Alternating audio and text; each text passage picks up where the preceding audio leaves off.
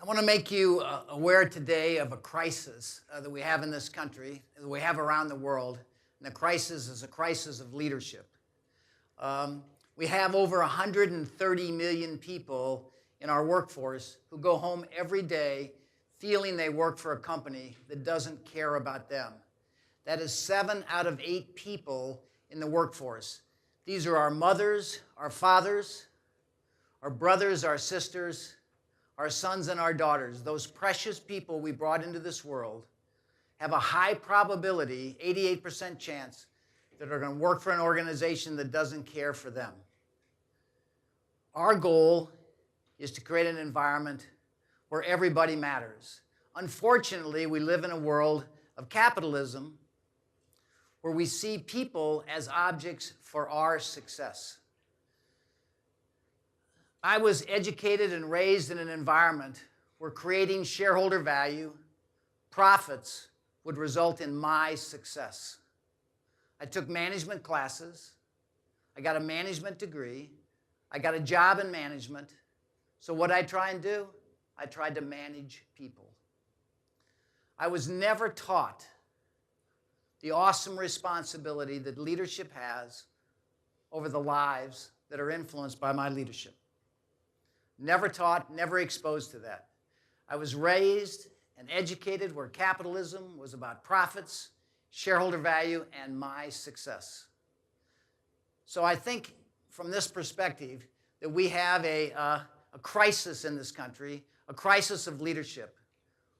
And many of the symptoms we are seeing, broken families, broken marriages, broken lives, are the result of us sending people home each day with a sense that they work for an organization that doesn't care about them. The good news is that we have the power in this room, in this country, to solve this tomorrow.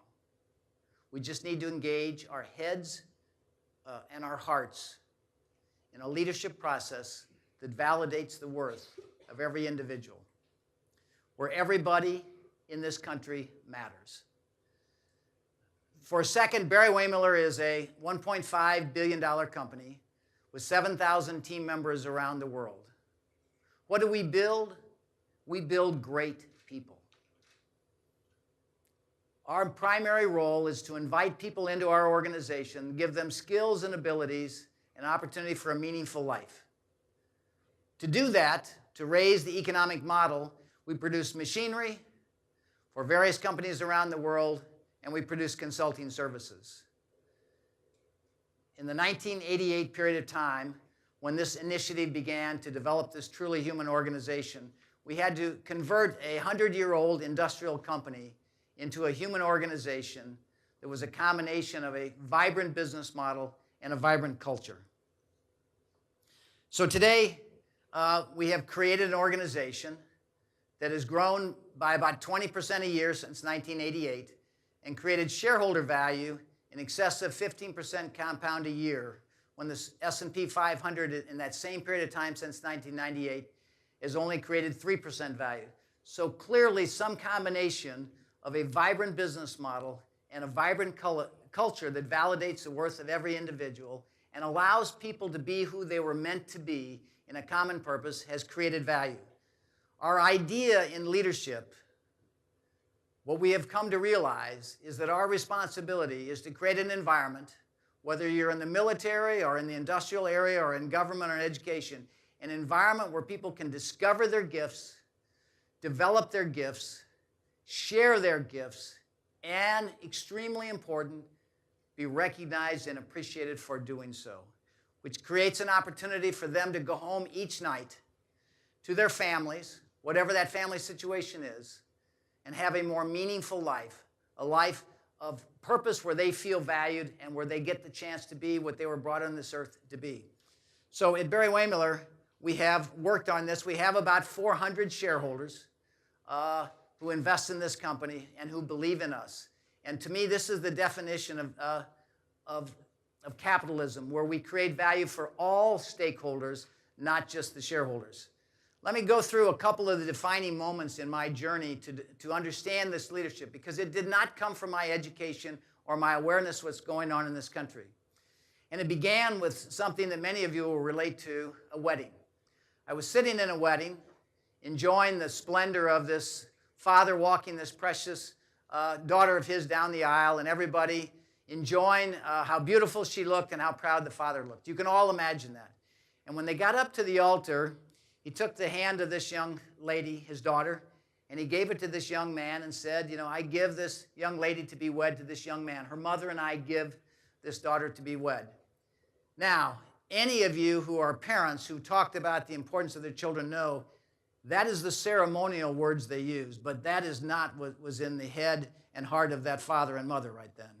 What was in their head and heart was, look at young man, I'm going to trust you with this precious human being that her mother and I brought into this world. We have given her unconditional love, and I expect you, through your union, to continue to allow her to be and grow to be whatever she was meant to be. That is what I expect of you. And what I got from that is the realization is that all 7,000 of our team members were just as precious as that young lady. Every one of our team members was brought into this world by some mother and father who hoped the best for this precious young child that they brought into this earth.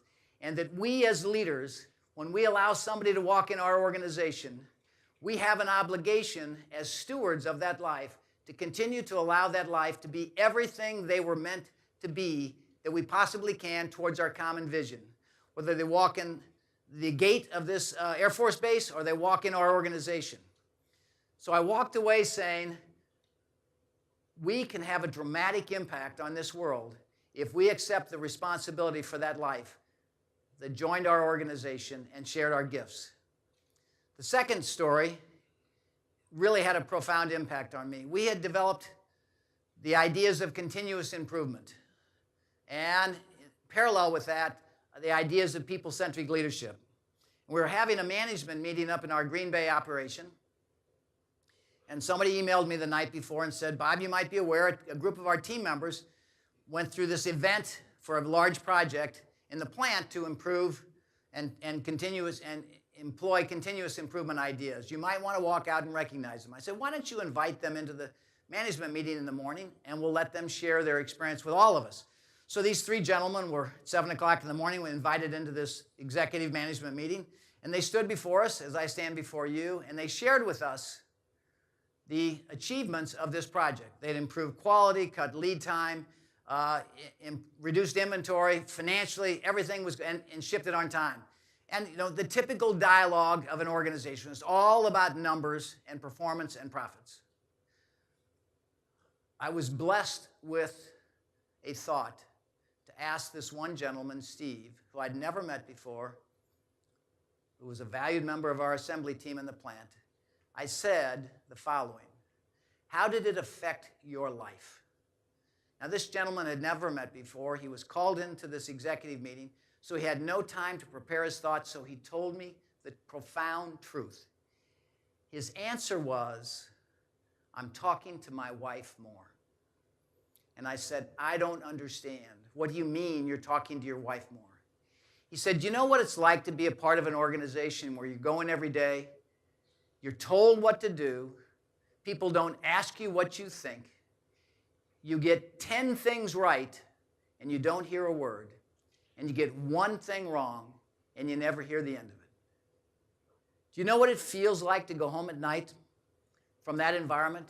He said, you don't feel very good about yourself. And when you don't feel very good about yourself, you're not very nice to your wife. He said, since we've embraced this people-centric leadership, since we've embraced the idea of continuous improvement where I have a chance to make my role better, to contribute my gifts, when people ask me what I think, for me to contribute to making things better, since we've done that, I go home feeling valued and better about myself. And when I go home feeling better about myself, I find I'm nicer to my wife. And believe it or not, when I'm nicer to my wife, she talks to me. What hit me suddenly was that the biggest number that I was going to look for, the biggest measurable, was the reduction in the divorce rate of our employees. Now I want to connect one final dot. I was hiking in the mountains with my 40-year-old daughter who has 3 children, and a lady named Beverly. So Jennifer and Beverly and I were hiking with a group of people in the mountains, and I explained to my daughter that Beverly had a TV show in Dallas on family counseling and family issues. So my daughter asked her what you would ask her, any of you with a family. Said, Beverly, what's the most important thing in raising good kids? Beverly thought a minute, and she said, a good marriage. She said, other things are important, but the most important thing in raising good kids is for them to see a loving relationship that's the foundation for their life. So that was the final dot. I realized that if organizations would embrace the responsibility to send people home with a sense of fulfillment, a sense that what they do matters, they will be better husbands, better wives, they will have a better chance of dealing with the issues of marriage, of raising a family and getting along in this world if they feel good about themselves and they end up with a better relationship, so their children will grow up seeing loving relationships, and many of the issues we face in this country will dissipate because we will have organizations that truly care about the impact they make on the lives of the people that join them. That clearly said to me that we can change the world. We don't need the government or politicians or any organization. It is up to us, the way we treat each other every day and the profound impact that makes on our life when we go home, to know that our life mattered. And finally, one of the keys we learned in our leadership model is recognition and celebration. A key part of what we teach is to reach out, just like you were parents, to recognize and celebrate the goodness in people. So we created what we called the guiding principles of leadership, which are the articulation of our beliefs on how we should treat each other in leadership. And then we asked people to nominate anybody in the organization who they felt exemplified those qualities. And then in a ceremony, and the first one was up in northern Wisconsin where we have 450 people working. We had this crazy yellow SSR Chevrolet outside with the top down, and we had 400 people out there, and we announced the person who our employees picked as the recipient, number one recipient of the guiding principles of leadership. And their family was always hiding in the back to experience their precious child being recognized for their goodness in the organization. It is a profoundly meaningful experience for everybody involved, specifically the family. 2 things I've learned in doing this. Number one is the winner, the first thing they do is call their spouse to tell them they won. The second thing they do, ladies, is they say they take their mother for a ride. They don't say they take their father. They say they take their mother for a ride. Now, because I'm trying to learn the skills of deep listening, and I've interviewed 200 or 300 of these winners around the country, let me tell you what they really are doing. When they win the nomination, they say it is the most profound recognition they ever had because it is from their peers for their leadership. Relative to calling their spouse, what they really call to say is, you know what? You are lucky to be married to me. Because I just got judged an outstanding leader. Now, ladies, the other piece of this is they say they take their mother for a ride. That is the words they use every time. But what they really mean behind what they say is, I went to the person who is the source of my goodness, and I said to my mother, you know, Mom, I turned out okay. It is unbelievable how many people tell me they took their mother for a ride.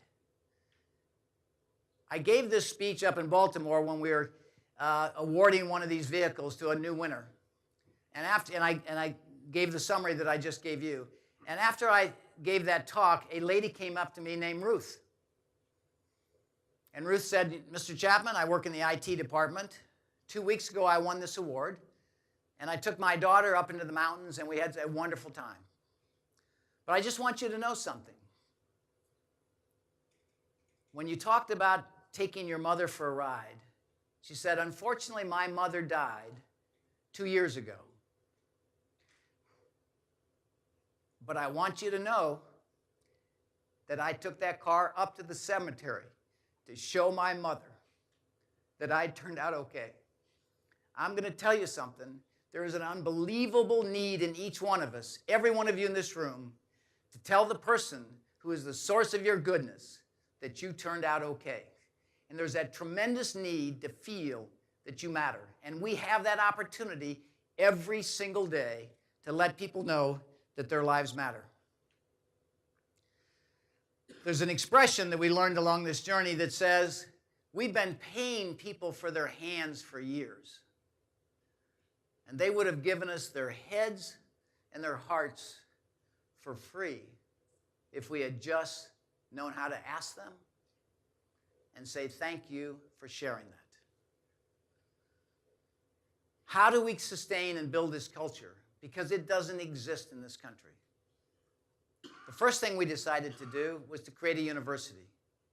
We created Barry-Wehmiller University to teach people-centric leadership, to help people understand the profound significance and responsibility of leadership over the lives that they have the privilege of leading in organizations. We're trying to convert managers into leaders, people who understand the significance every day of their actions. And a most interesting development along this journey of this leadership was that our team decided if we're going to teach leadership, we need to teach communication. It never would have occurred to me that we need to teach a group of adults how to communicate. I would say to you, in my 40-year career, it is the most profound learning that I've ever experienced. I interview people now who take this 3-day course in communication skills. And the most common statement our students say after this course is, life-changing. They had no idea how they were treating their kids, their spouse, their fellow workers. 9 out of 10 comments of feedback on this course is relative to their family and their children. And what they say about this course, and what we've learned this profound, is that they learned to listen. They didn't learn to talk in communication skills. They learned to listen.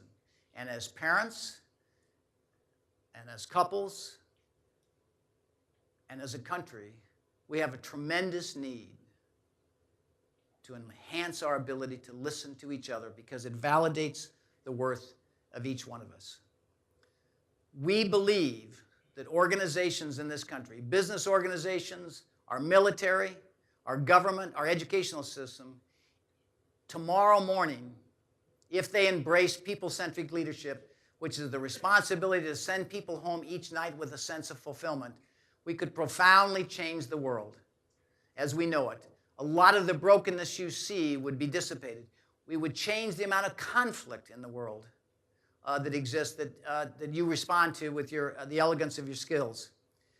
We call this leadership model truly human leadership, but it's built on the premise of people, purpose, and performance. Everything starts with people. This is all about people's lives and creating meaning around a common vision for people to come together. Purpose, why would we come together? For what is that? Clearly in the Air Force you have a great purpose. In our business, we are trying to show we can pay people fairly, treat them superbly, and compete globally. And performance. We have to perform. We're all called, within the vision we have, to perform and create value for all stakeholders. When I give these talks around the country, I'm always taken back by the fact that usually within the first 2 or 3 questions, usually the first question is, what do you do about the people that don't get it? And I'm always taken back by that because I really have to stop and think about who doesn't get it. And I've now come to the following conclusion. The reason I'm taken back by that is the initiatives I've talked to you about are all about taking a light and shining it in every corner of our organization to look for the goodness in people, just like you would as parents. There's no difference in our leadership model and your parenting model. We are looking for the goodness in the people whose lives are entrusted to us, whether they are born of us or we had the opportunity to influence them through leadership. To shine that light, to find those people and hold up that good behavior. We try to share it with the family. We send notes to the home.